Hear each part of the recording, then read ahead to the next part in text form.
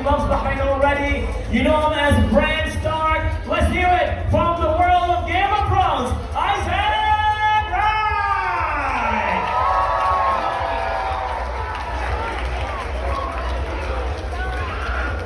One more time, let's hear it for Isaac, everybody! Thank you. It's so nice to be here in sunny Bahrain. Oh, they're loving you already. I know you love them band. I sure have. It's been a great day so far. Please, to your love to chat to you all. All right, totally. Oh, look at you laid back and all chill, like a Bahraini, man. All right, now, coming on stage. You've seen him as Dan the Boys, you've seen him in The Mandalorian, but pretty much you love seeing him as Gus from Breaking Bad. I've been working on his name just to pronounce it right. So ladies and gentlemen, let's hear it for Giancarlo Esposito!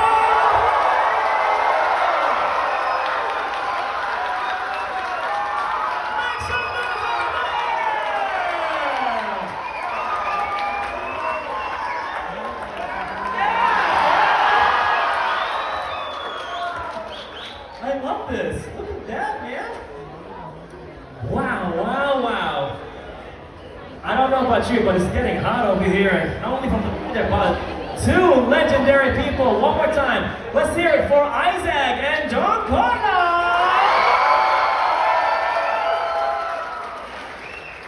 Oh man. Let's test your mic, sir. All right, let's check this mic for you. Yeah, baby. You don't need a mic. They're both gone. They're on. He doesn't need a mic. You don't need a mic. This one's working. This one's working. All right, baby. Now we're in business. Yes, we are. All right, legendary people. How's Bahrain so far, Isaac? It's absolutely glorious. It's my first time here. I landed this morning, and it's just been brilliant ever since. I'm enjoying the sun. I know it's very hot, but as a Brit, it's a welcome change from the rain. So, thank you. Yeah. This is not your first time here, sir. 2016, baby. Let's go. It's great to be back. Same stage, same everything. Same everything. Great to be back. How do you Same feel? obstacle course. Same obstacle. Different car this time. And the Bronco, baby. Love that. How do you feel? How you feel Great. being back? Yeah, really nice to be back. Such wonderful people came through my line today. It's just always good to be here. Love that. So a question for both of you. How do you feel going around the world and you know that in this beautiful, humble island, but yet big with heart, like Bahrain, that you have such a strong fan base? It's always been something that's blown my mind about this kind of the industry of acting, is that, as you say, you can go anywhere in the world to a country where you don't actually know anyone, and people are happy to see you and are welcoming and engaging, and it's a real privilege to be able to experience the world like that, and it's a real privilege to have met all of you today. I felt so welcomed and just so delighted to be in Bahrain. Love that. And we are so honored to have you here. Right, Bahrain?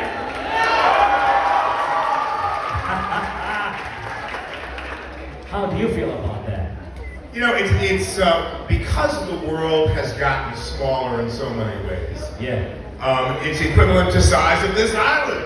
You know, the fact that, you know, yes, we go many different places. I go all over the world, and the fact that people know me helps me to realize that I also know them. So it's a pretty beautiful thing. Love that. Let's hear it, ladies and gentlemen. Let's hear it. Come on, one more time. Now, back to you, Isaac. You've been pretty much doing the character of Bran Stark for like 10 years now? Yeah, it was 10 years by the time I finished on the show. So how do you feel about that? Like, you know, how did that change your life? Well, it changed my life inconceivably, in that it also was my life. It was sort of I started when I was 10, finished when I was 20. So that kind of was, up to that point, all I'd ever known, which was quite crazy. But it was really cool as an actor to get to play a character for that long. But not only that, to play a character who basically switched into an entirely new one midway through it, and to have to rise to the challenge of playing this whole new freaky, mind-reading, three-eyed raven character was just a joy. Oh wow, love that. What about you, sir? I mean, you came here and everybody loved you as Gus from Breaking Bad. But since 2016, The Boys, Mandalorian, and all the video games, stuff like that. But something about Gus that just resonates with everybody, and they still come back to you with that. Why do you think that is? I think that Gus was a very different kind of villain. You know, he was a villain you could fall in love with. He was someone who understood. You know, I have this saying in my own life: if you don't know where you're going, you're never going to get there. Right. So Gus, you know, he knew where he was going. I also have a saying: ask for what you want. And Gus always asked for what he wanted. But because he was mindful and attentive and paid attention, you know, in this world today, because of all of our technology and our computers and our televisions, it allows all of you to know what it's like in a different part of the world. Like, you can imagine what life is like through what is indicated in film and television. And so it takes a lot of focus to pull yourself back to figure out your own life. Because we live our lives vicariously through different characters and different films and people that we do. For me, I probably played, since I did Gustavo Fring, 10 to 15 to 20 different characters since then. So the opportunity for me is to be all of these different characters and see a lot of life since I've done that. And so, although it's very close to me, it's also, there's been so much that I've done since then. And you just mentioned a bunch of different shows, which allow me to be focused and attentive. So it takes a lot of focus and attention to be able to do what I do. And so right now I'm doing 2 different movies at one time. Since January I've done 6 movies already. And so you have to make those switches of your focus and attention. So, and that takes kind of working with your time, you know, to be able to allot a certain period of time to concentrate on the material that I'm doing. So right now in my bag I have scenes for 2 different movies, all of which I have to do within the next 3 weeks. So it helps me to focus. So I have to pull my attention away from my telephone, I have to pull my attention away from my computer, and I have to focus my attention in a one-pointed way. And I'm saying all this because that's how I created Gus. It was a one-pointed thought and a one-pointed action that allowed me to have the concentration that I did to create a character so refined. And so in life, when we want to refine our spiritual practice and we want to deepen our concentration, we take certain steps to do that. And so that takes mindfulness. And when you're mindful and one-pointed about what you want in your life, you can get it because you put all your focus there.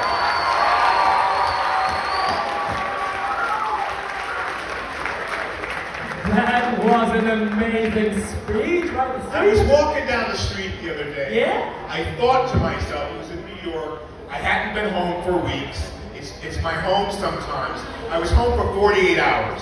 And I was walking down the street, and if you don't ask yourself for what you want, I said, what do you want, Giancarlo? And you may think, I want my next role. I want $1 million. I want this. I want love in my life. I want this.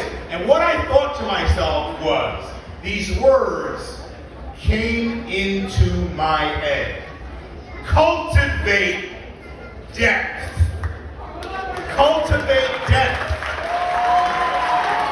And I said, why am I thinking this? Because everything in the world will get our attention, but what do you really want? I want to be complete and full as a human being.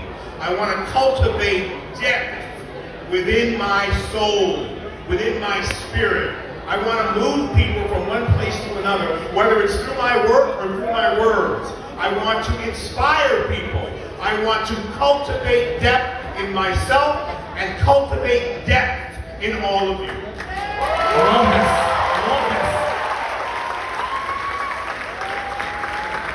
From a simple talk now to a motivational session by Giancarlo himself. I love that. I love that. It is the truth. And I love that, both of you love growth. You love just to keep going and going. But yet, the characters you pursue is like, for example, a villain. But you're all about spirituality and just keep growing and growing. So how does this come together? And you make switches, and I made switches in my career which are conscious. So, right now I'm playing a civil rights leader who was murdered by the Ku Klux Klan in '63. Someone who was a good person. I'm cultivating an action film. All right. I'm developing a romantic comedy for a person of my age, which I don't think you've seen before. So, I'm trying to do things I haven't done before. If you always do what you've always done, you'll always get what you always got.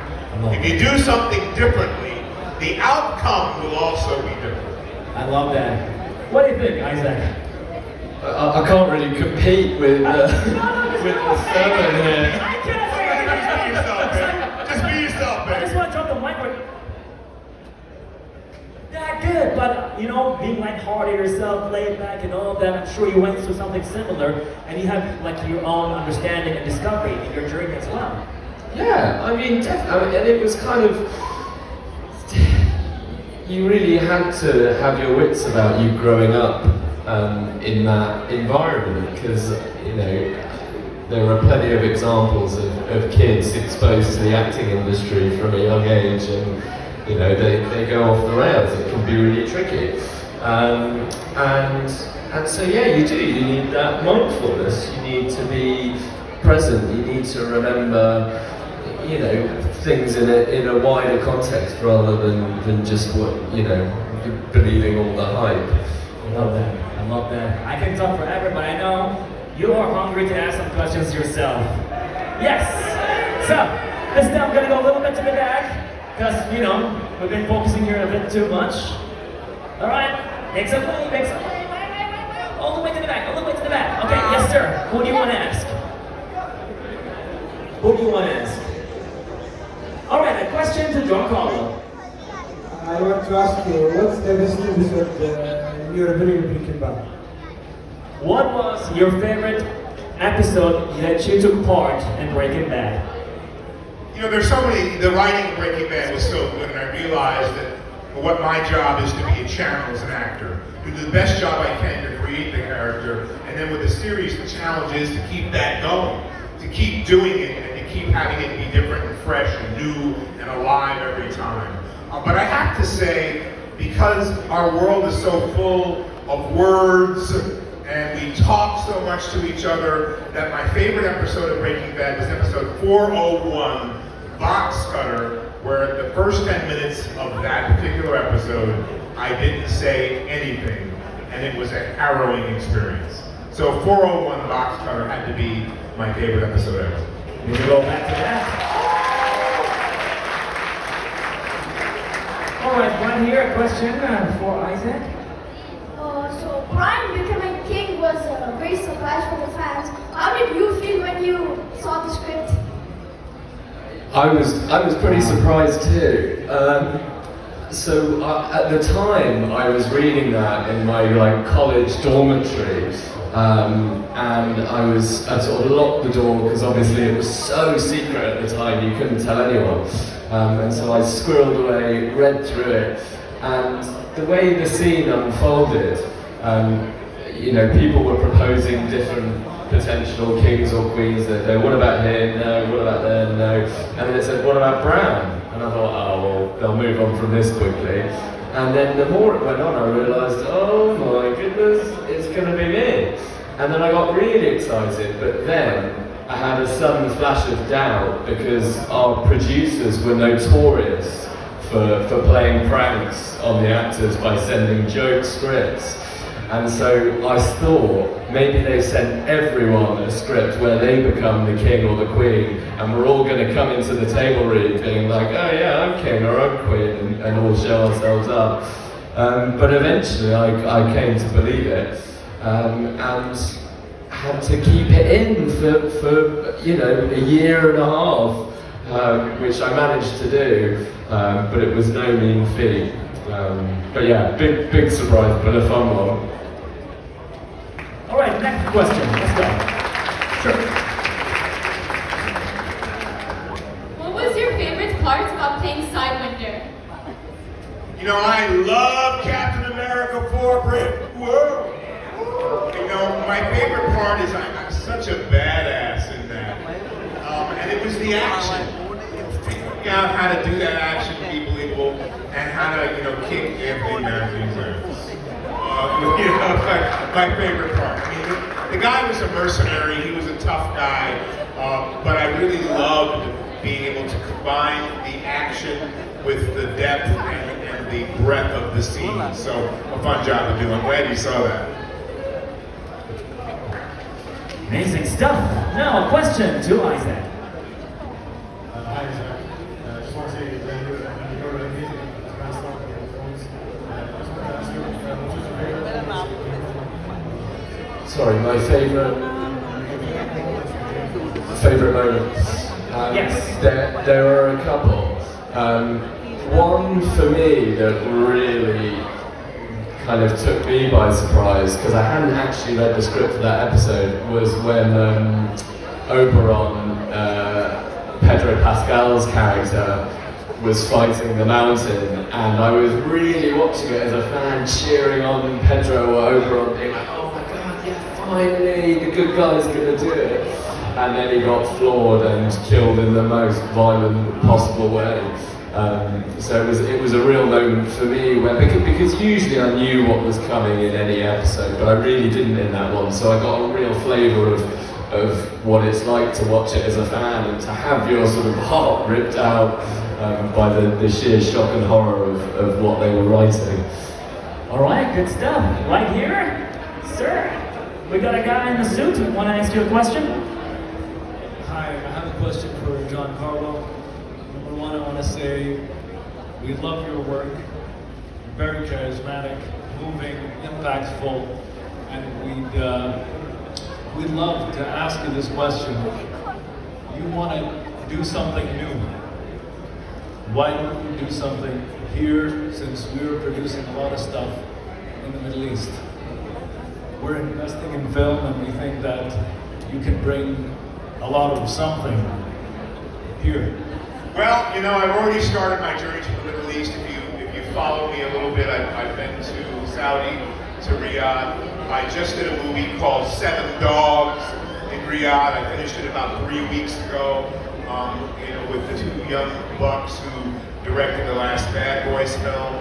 I met with the film commission there. I'd love to meet with whatever film commission you have here.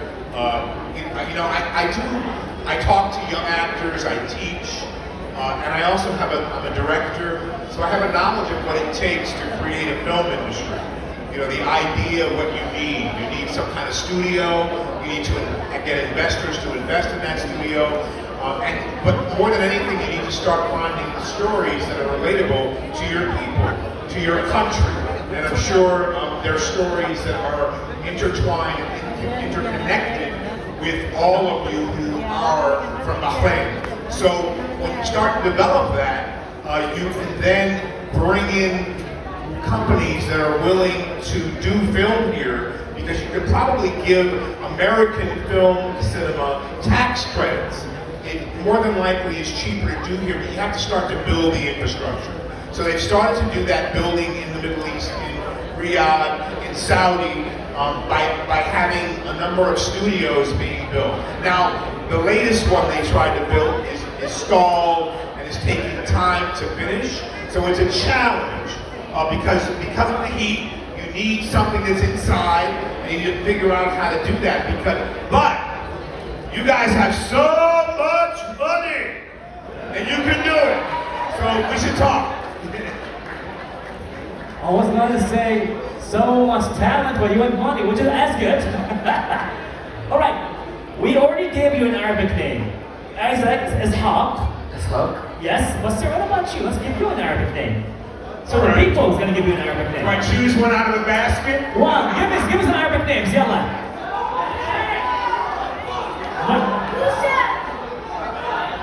عبود من شو اسمه Yusuf, Abdurrahman, Hamad, Abdullah. All right, so we got three names. We got Alright. Abdullah, but AKA Abud, Abdullah, yeah, or Faisal, Faisal, or Ali. Abid. So let's do this again. Do we want to have Abud? Sit down, guys, sit down. Yeah. Oh, Khalid. Everybody's got it. Everybody's got it. What about Yusuf? Only three, okay. What about Faisal? What about Ali? What about Khalid? Just Khalid himself, okay. Ali? Ladies and gentlemen, let's hear it for Ali Esposito! Now, wait, we need to do this. This is a tradition where we have a selfie with the crowd. Isaac, let's go. Come on, man. We are here with Giancarlo, aka Ali, and Isaac is hot, but the best part is the people are